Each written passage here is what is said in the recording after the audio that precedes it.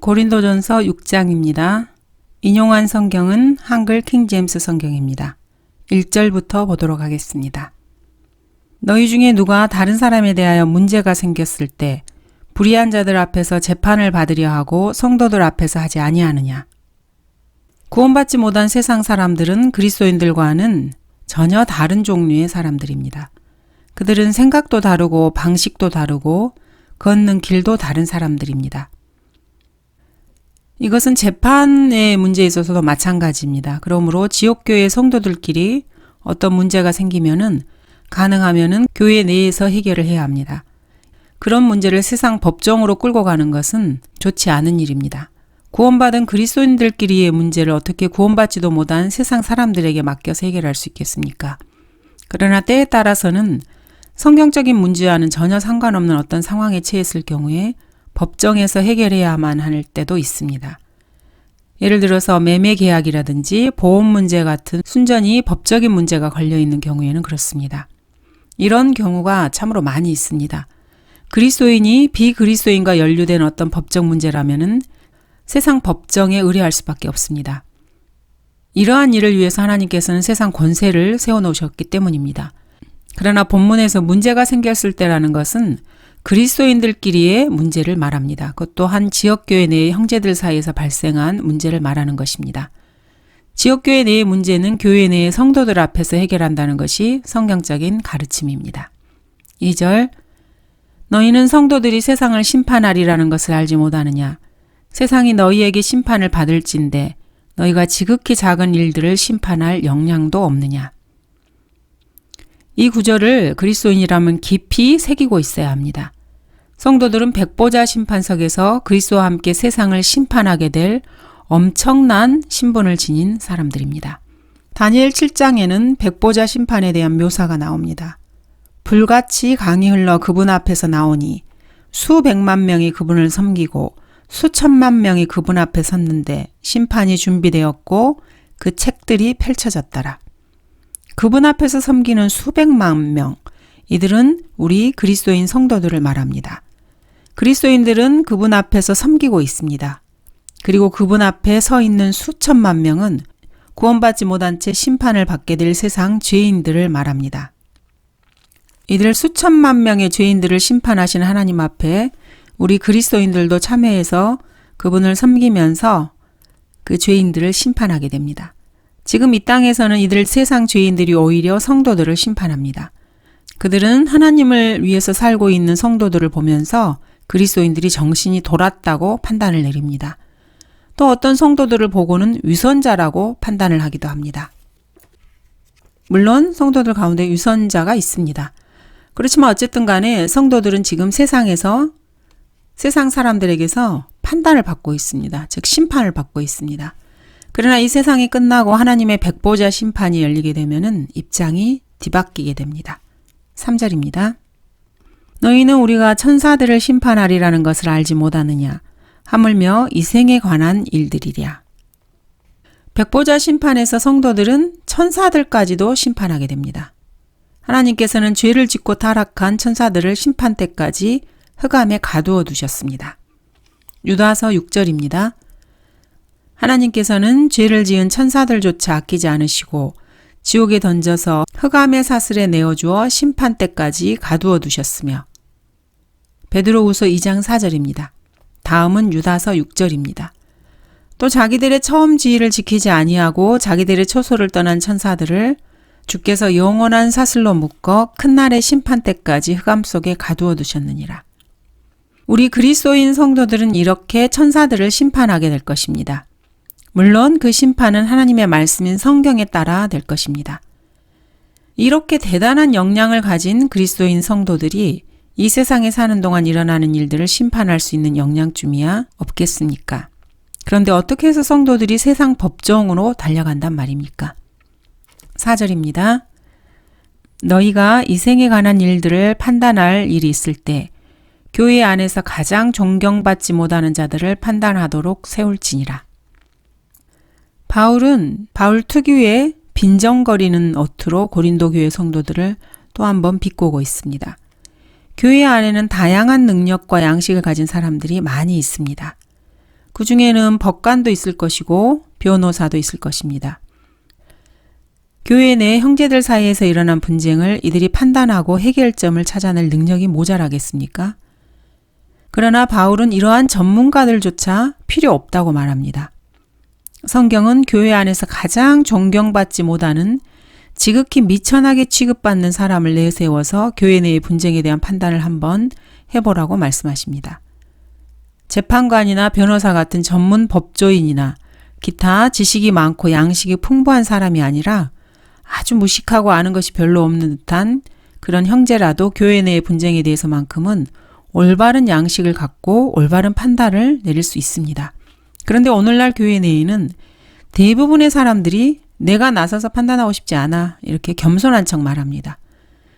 그러나 성경은 그들이 판단해야 된다고 말씀하십니다. 내가 나서서 판단하고 싶지 않아 이렇게 말하는 사람들은 알고 보면은 뭐뭐 하는 척하는 사람들일 경우가 대부분입니다.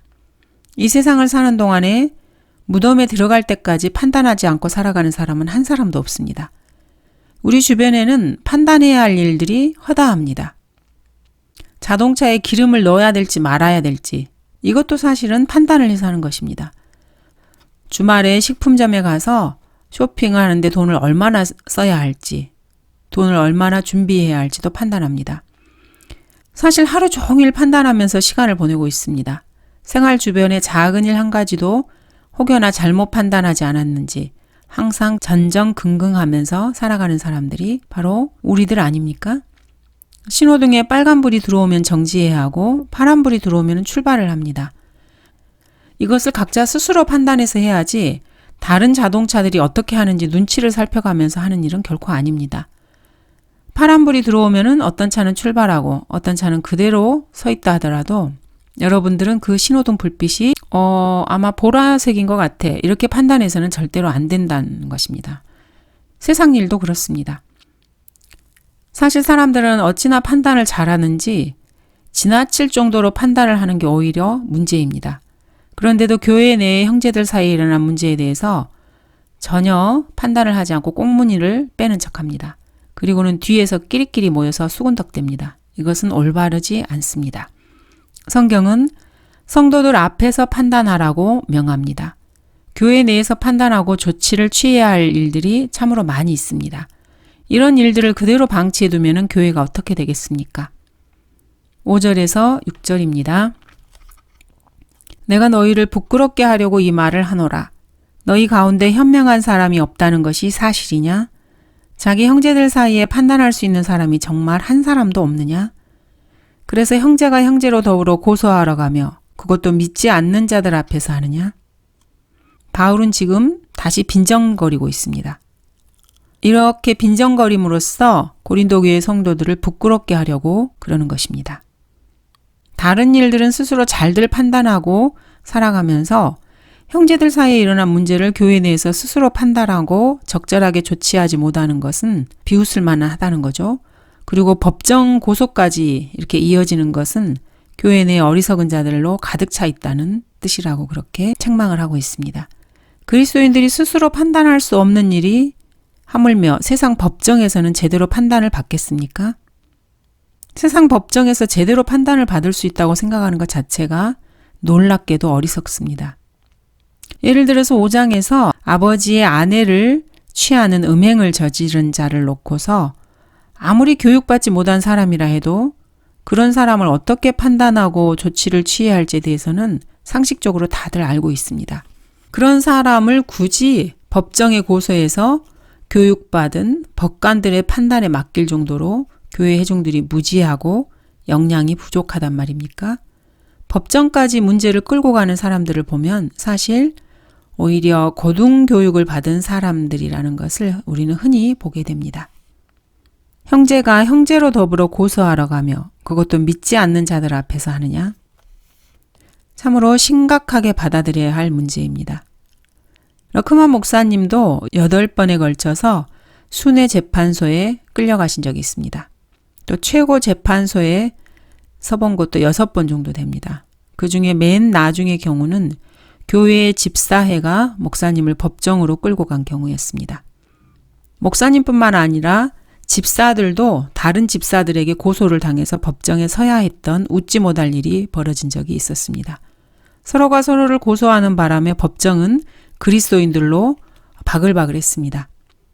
러크만 목사님은 실제로 재판을 받은 것은 아니고 어떤 사건에 대해서 변호를 위해서 참고인으로 불려간 적이 있었습니다. 몇몇 집사들이 목사님을 데리고 가서 무엇인가를 설명하도록 요구를 한 것입니다. 목사님은 법정 일이라면 어떻게 돌아가는지 너무나 잘 알고 계셨습니다. 그때는 법정 안이 온통 그리스도인들이었기 때문에 우리는 모두 큰 소리로 기도부터 했습니다. 오 주여, 악한 마귀를 쫓아주십시오. 한바탕 재판소가 떠나갈 정도로 큰 소리로 기도를 하자 구원받지 못한 법관이 눈이 휘둥그레져서 어쩔 줄 몰라 하던 광경을 목사님께서는 눈에 선하게 그리고 계십니다. 결국 판사는 그 소송 사건을 법리적으로 해결하지 못하고 기각해버렸습니다. 그래서 교회 회원들이 다시 그 문제를 해결해야만 했습니다.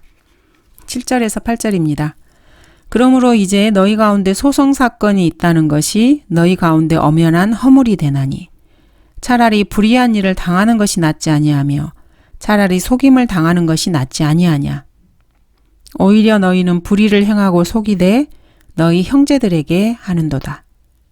형제들끼리 소송 사건이 있다는 것, 그 사실 자체가 누구를 막론하고 다 허물이 됩니다.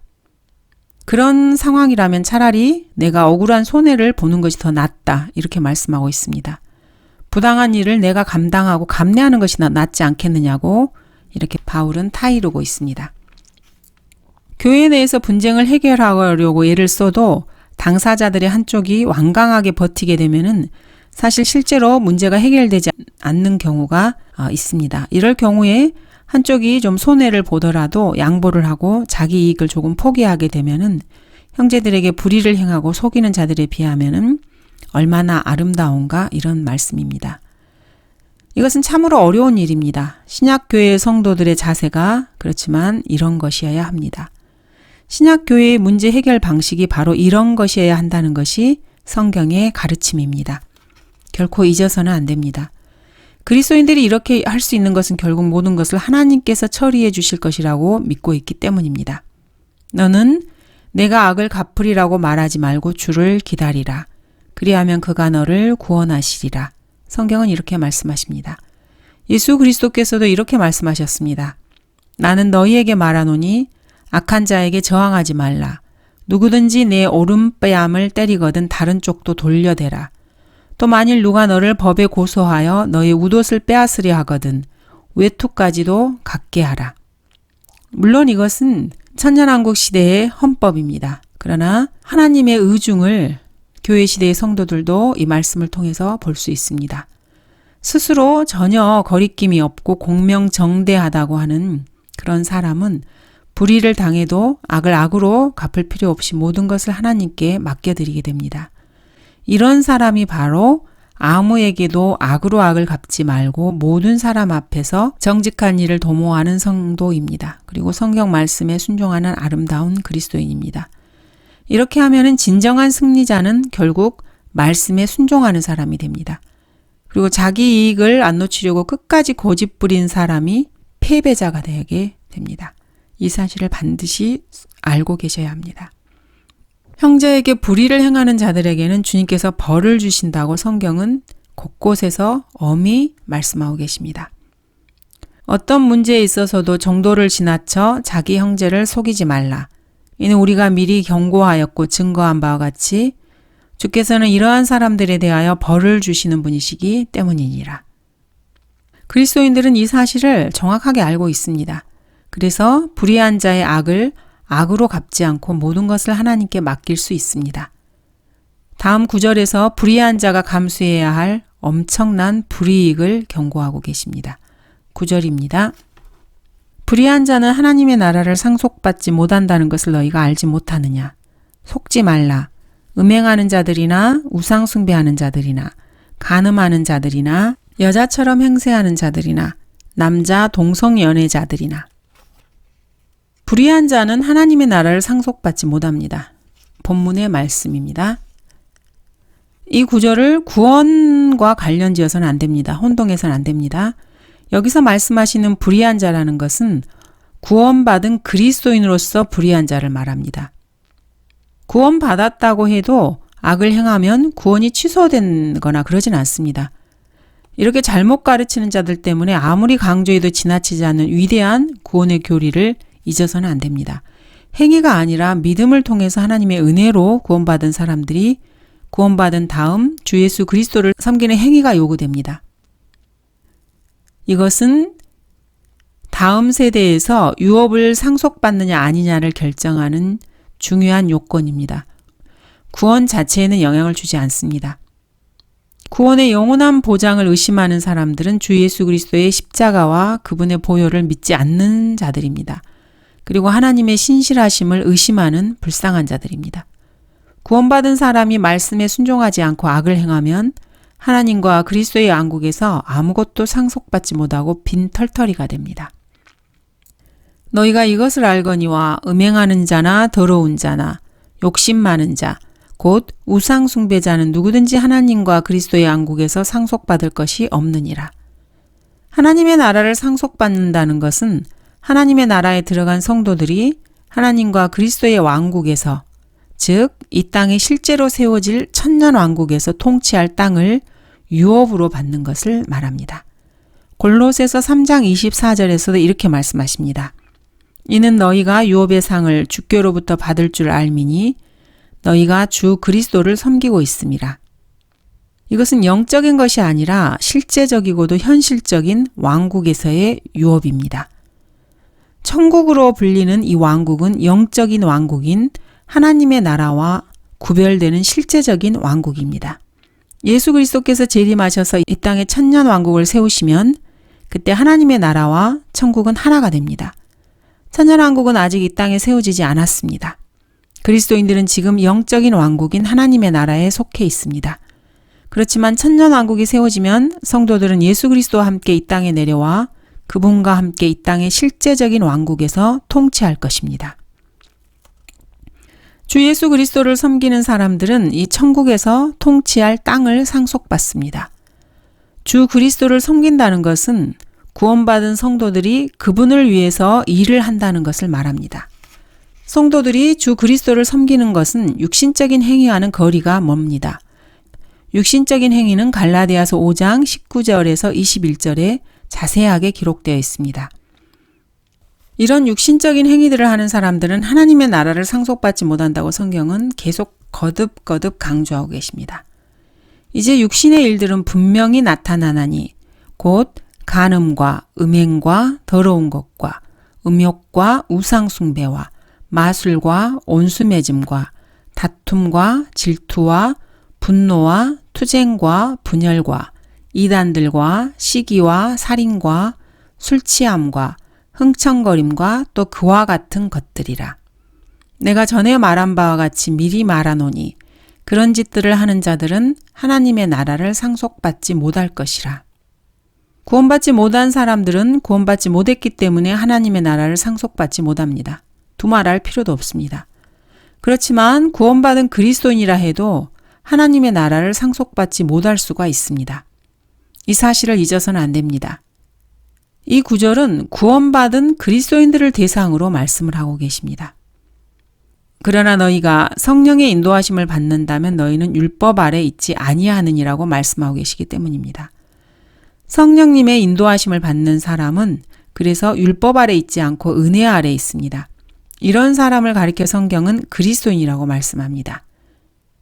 그리스도인들이 이런 육신적인 갖가지 일들을 행하게 되면은 구원은 잃지 않지만 하나님의 나라를 상속받지 못합니다. 엄밀하게 말하면은 진짜 그리스도인이면은 이 갈라디아서에 열거된 육신적인 일들을 차마 할 수 없는 사람들입니다. 그리스도인이 어떻게 간음을 하고 음행을 하고 우상숭배를 하고 살인하고 술에 취해 흥청거릴 수 있겠습니까? 이런 것들은 구원받지 못한 세상 죄인들이 하는 일들입니다. 따라서 형제라고 하는 어떤 사람이, 즉 그리스도인이라고 자처하는 사람이 이런 육신적인 일들을 자행하게 되면은 보통은 그런 사람의 구원 자체를 의심하지 않을 수 없습니다. 그 사람 역시 자기 자신을 성찰해 봐야 합니다. 사실 이 땅에서 구원받았다고 생각하면서도 구원의 확신이 없는 사람들은 아주 많이 있습니다. 교회 다니면서도 자기가 언제 어떻게 구원받았는지 확실하게 알지 못하는 사람들이 수없이 많습니다. 확실한 구원 간증이 없으면 그 사람이 정말로 구원받았다고 믿기는 어렵습니다. 그리스도인은 죄 가운데 살고 있는 것이 아니라 그리스도 안에서 살고 있는 사람입니다. 자신이 그리스도인이라고 자처하면서도 정말로 구원받지 못했다면 그런 사람은 지옥에 가게 된다는 것을 알아야 합니다. 이것은 사실 심각한 문제입니다. 육신적인 일을 자행해도 확실하게 구원을 받았으면 지옥에 갈까 걱정할 필요는 없습니다. 요한계시록 21장 8절에서는 이렇게 말씀하고 계십니다. 그러나 두려워하는 자들과 믿지 아니하는 자들과 가증스런 자들과 살인자들과 음행하는 자들과 마술하는 자들과 우상 숭배하는 자들과 모든 거짓말하는 자들은 불과 유황이 타는 못에 참여하리니 이것이 둘째 사망이라. 그리스도인들 중에서 한 번도 거짓말을 안 해본 사람이 과연 몇이나 되겠습니까? 그렇다면 이 세상에 지옥에 안 갈 사람은 단 한 사람도 없을 것입니다. 그리스도인들은 절대로 지옥에 가지 않습니다. 그러나 죄를 지을 때마다 그것을 하나님 앞에 자백하고 그리스도의 보혈로 깨끗이 씻으면은 그의 죄가 용서되고 하늘나라의 상속도 잃지 않게 됩니다. 그리스도인들은 항상 하나님께 죄를 자백하는 사람들입니다. 그래서 그리스도인들은 죄 가운데가 아니라 그리스도 안에서 사는 사람들입니다. 9절 속지 말라. 누구에게 속지 말아야 합니까? 마귀에게 속지 말아야 하고 자기 자신에게 속지 말아야 합니다. 이 세상의 모든 거짓말쟁이들에게 속지 말아야 합니다. 그리스도인이 속지 않는 가장 확실한 방법은 성경 말씀을 꼭 붙잡고 사는 것입니다. 구원의 확신도 없으면서 자신이 구원받았거니 하고 속지 말아야 합니다. 마귀는 여러분이 진짜로 구원받지 못하게 하려고 여러분에게 구원받은 것으로 착각하게 만든다는 사실을 명심해야 합니다. 구원받은 그리스도인들 역시 하늘나라를 상속받는 문제와 관련해서 속는 일이 없어야 합니다. 이 땅에는 천년왕국이 없다고 가르치는 자들과 바로 지금 현재가 천국시대라고 가르치는 그런 사람들이 있습니다. 또 하나님의 나라가 천년왕국에 임하는 일은 없다고 가르치는 무천년주의자들, 후천년주의자들이 바글바글거립니다.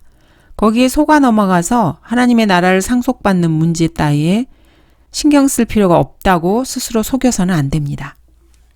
9절 여자처럼 행세하는 자들이나 TV나 온갖 미디어에 보면은 여자처럼 머리를 기르고 여자처럼 옷을 입고 여자처럼 귀고리를 하고 여자처럼 화장을 하고 이렇게 행세하는 남자 사내들이 많습니다. 반면에 남자처럼 행세하는 여자들도 마찬가지입니다. 구원받지 못한 세상 사람들이야 그렇다 해도 소위 구원받은 그리스도인이라고 자처하는 사람들도 이렇게 하고 있습니다. 참으로 신중하게 생각해 봐야 할 문제입니다. 성경은 이러한 그리스도인들도 하나님의 나라를 상속받지 못한다고 말씀하고 있기 때문입니다. 10절 도둑질하는 자들이나 탐욕을 부리는 자들이나 주정뱅이들이나 욕설하는 자들이나 착취하는 자들은 하나님의 나라를 상속받지 못하리라. 11절 너희 가운데도 이런 일을 행하였던 자들이 더러 있었으나 너희가 주 예수의 이름과 우리 하나님의 영으로 씻음을 받았고 거룩하게 되었으며 의롭게 되었느니라. 그리스도인들은 모두 이 구절을 주의 깊게 살펴보고 귀를 기울여야 합니다. 너희 가운데도 이런 일을 행하였던 자들이 더러 있었다라고 과거 시제로 서술하고 계십니다. 과거에 음행을 저지르고 도둑질하고 탐욕을 부리고 술 취하고 욕설하고 착취하던 자들이었던 사람이라고 분명히 과거형으로 말씀하고 계십니다. 과거에 그랬던 사람들이어도 이제는 더 이상 그런 사람들이 아니라 너희가 주 예수의 이름과 우리 하나님의 영으로 씻음을 받았고 거룩하게 되었으며 의롭게 되었다고 분명하게 말씀하고 계십니다. 그리스도인들은 물침내로 씻음을 받은 것이 아닙니다. 주 예수의 이름과 하나님의 영으로 씻음을 받은 사람들입니다. 그러므로 그리스도 안으로 들어온 사람들은 간음자가 더 이상 간음자가 아니고 음행자가 더 이상 음행자가 아닙니다. 술주정뱅이도 더 이상 술주정뱅이가 아니고 도둑도 더 이상 도둑이 아닙니다.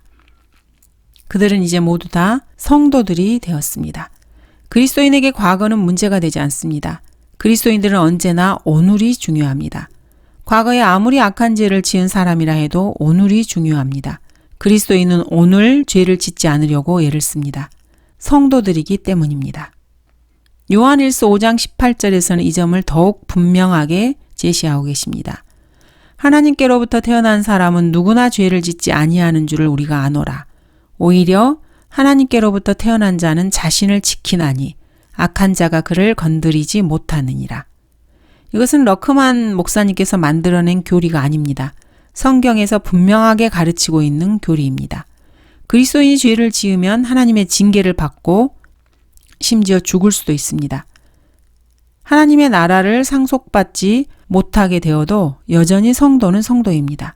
이러한 성도를 악한 자가 건드리지 못한다고 성경은 말씀하십니다. 그들은 주 예수의 이름과 하나님의 영으로 거룩하게 되었고 의롭게 되었기 때문입니다.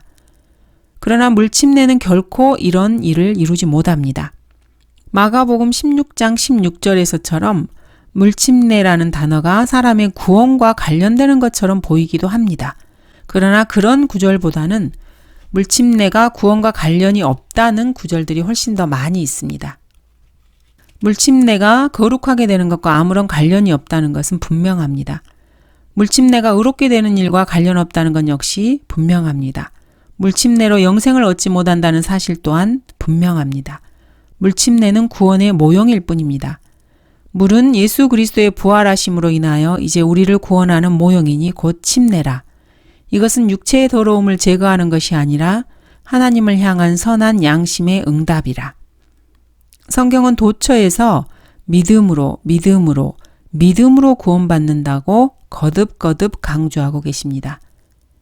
구원받는 데는 그리스도의 피가 절대적으로 필요합니다. 12절 모든 것이 내게 합법적이나 모든 것이 유익한 것이 아니요 모든 것이 내게 합법적이나 내가 어떤 권세에도 얽매이지 아니하리라. 이 구절은 참으로 대단한 말씀입니다.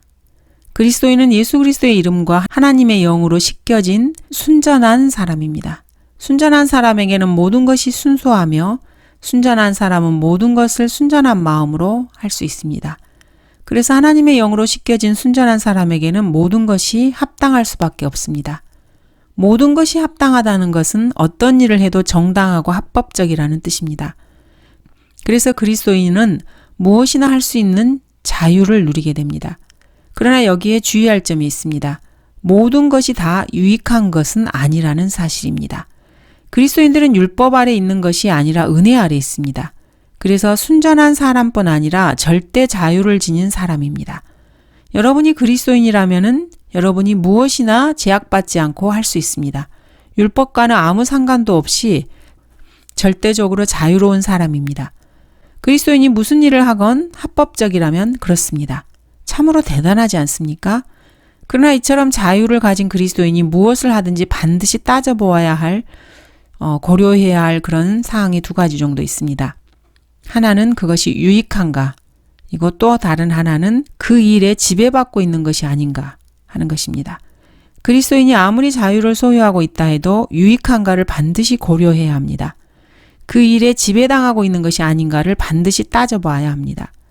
유익하지 않다고 판단되면 절대로 손대지 말아야 하고 지배받고 있다고 판단되면 거기에서 단호하게 벗어나야 합니다. 내가 어떤 권세에도 얽매이지 아니하리라는 바울의 말은 그리스도인이 어떤 일에도 지배받지 않겠다는 이러한 단호한 의지가 보입니다.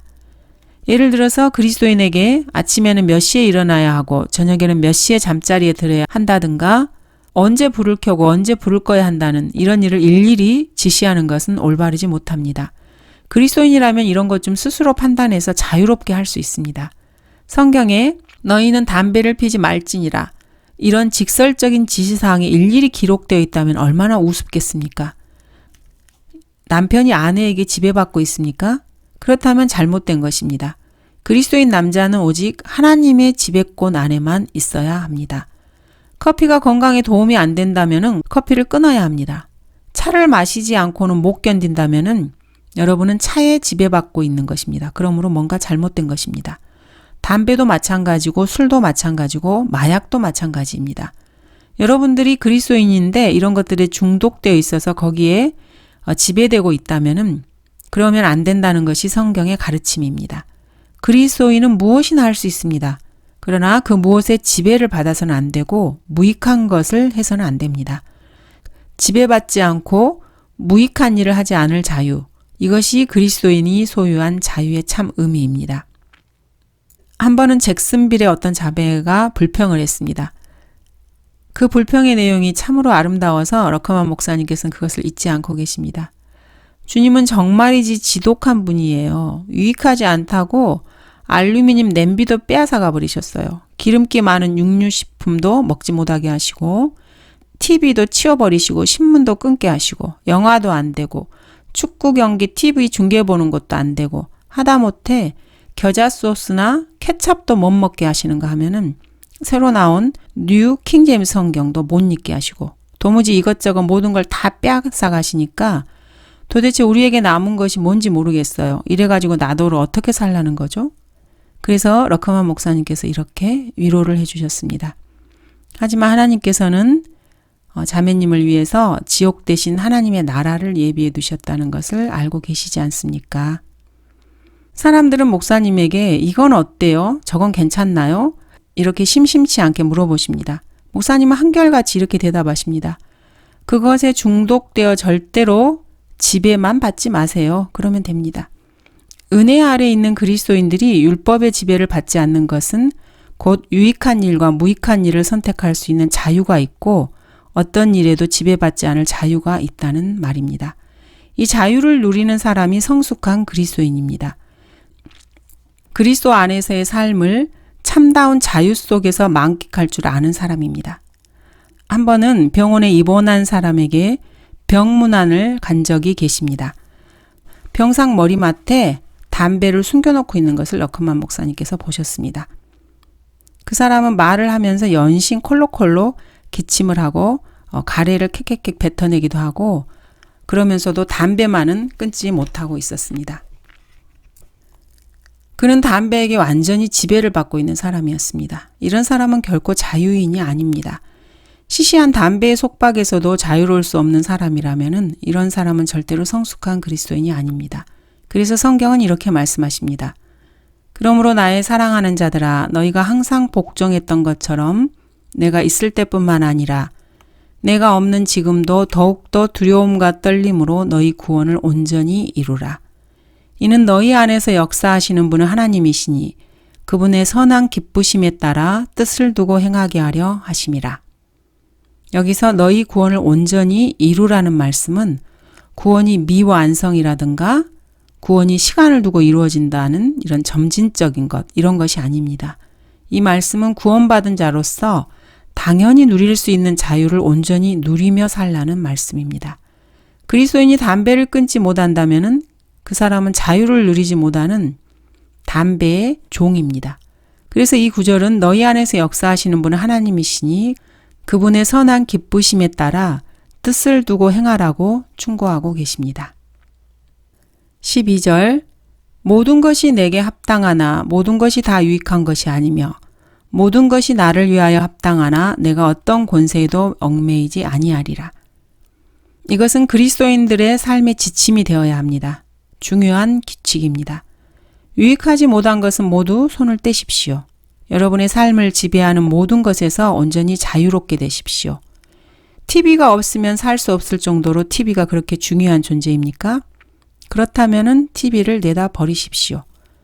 무엇이든지 그리스도인 여러분의 삶을 지배하는 물건이 있으면 몽땅 다 치워버리십시오. 없으면 살 수 없다고 생각하는 바로 그것들. 그래서 여러분의 삶에 영향을 미치고 여러분의 삶을 지배하는 것들. 그것들이 바로 우상들입니다. 여러분이 그리스도인이라면 우상에 매달리고 우상에게 지배받고 있다면 그것은 온당한 삶이 아닙니다. 여러분이 살고 있는 공간은 다른 것들은 한 가지도 없어도 하나님만 계시면 그것으로 충분한 그런 공간이어야 합니다. 감사합니다.